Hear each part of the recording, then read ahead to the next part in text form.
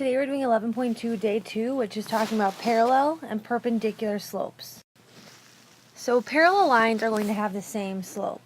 So for example, if I tell you that your M is 4/5 in one line and in another line your M is 4/5, that means those lines are going to be parallel. Another example is if I give you the line y equals negative 4x plus 6 and y equals negative 4x minus 10. Notice that both of the slopes are negative 4, so it would make them parallel. Perpendicular slopes have opposite reciprocal slope.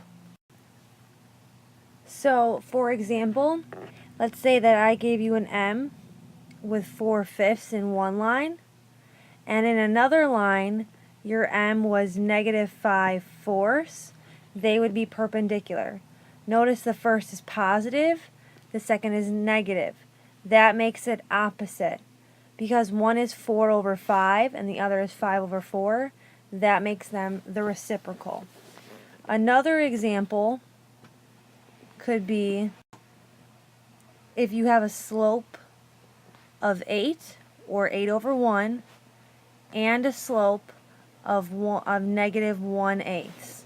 Again, they're opposite reciprocal. Finally, the last example that I have for perpendicular, if I gave you y equals 2x plus 17 and y equals negative 1/2 x minus 5, pulling out both of the m's, you'd have a slope of 2 and a slope of negative 1/2, making them opposite reciprocal. So I want you to tell me if I give you a set of parallel or perpendicular lines. And to start off, we're going to be using that formula of y2 minus y1 over x2 minus x1. So let's say I give you, for example, 1, 9, and negative 1, 5 for one line. And your second line is negative 3, negative 5, and 4, 9. You're going to do it the same way as you did yesterday. You're going to label x1, y1, x2, y2. So let's just plug in what we know. I have 5 minus 9 over negative 1 minus 1. We're always going to do SAO. So in that numerator we get 5 plus negative 9, which is negative 4. And the denominator is negative 1 plus negative 1, which is negative 2. Now remember, we are always simplifying. So this will simplify to 2 or 2/1. Now in order to know if it's parallel or perpendicular, we now need to do the same thing for that second line. So I want you to pause it, and I want you to find the slope of the second line. Then come back and we'll talk about if it's parallel or perpendicular. So to start, I just plugged in my numbers to my equation. They both become positive, so that numerator becomes 14/7, which is 2/1. Now we're just going to look at both of our slopes. Since they are exactly the same, that makes these parallel. Okay, I want you to try this one on your own. So I want you to go ahead and pause it, and I want you to do the work and see if it's parallel or if it's perpendicular, and then you can compare your answer to mine.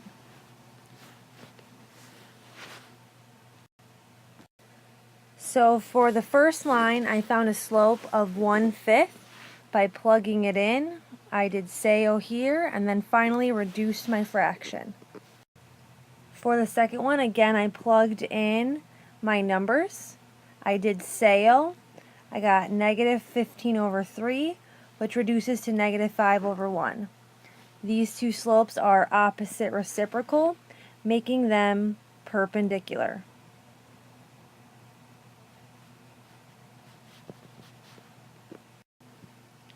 The last example that I want to do is I'm going to give you two lines.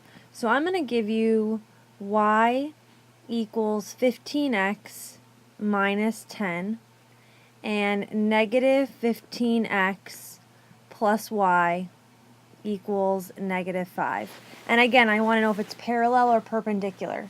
So in this case, we are going to need to solve for y so that it says y equals mx plus b. Now in this first equation here, it's already in that form. So the second one, we need to put in y equals mx plus b. So all I'm going to do is I'm going to rewrite it real quick. Is to solve for y, I'm going to add 15x to both sides. So that when I do that, I get y equals 15x plus negative 5. Looking at their slopes, the slope of this line here, m is 15. Looking at this slope here, m equals 15. Since they're the same, that makes them parallel. So I want you to go ahead and try the same thing using these two equations. Tell me if it's parallel or perpendicular by solving for y. Then compare your answer to mine. So again, I'm going to leave this first equation here alone because it already says y equals. The second one I'm going to start off by doing SAIL, and then I'm going to add 3x to both sides to make this equation negative 2y equals 3x plus 14. Then I'm going to divide everything by a negative 2. So I get y equals negative 3 over 2x plus negative 7. Now I'm just going to pull out the slopes. So the slope from the top equation, m equals 2/3. The slope from this bottom equation is negative 3 over 2. These are both opposite reciprocal, which makes these lines perpendicular. At this point, you can now do your exit slip.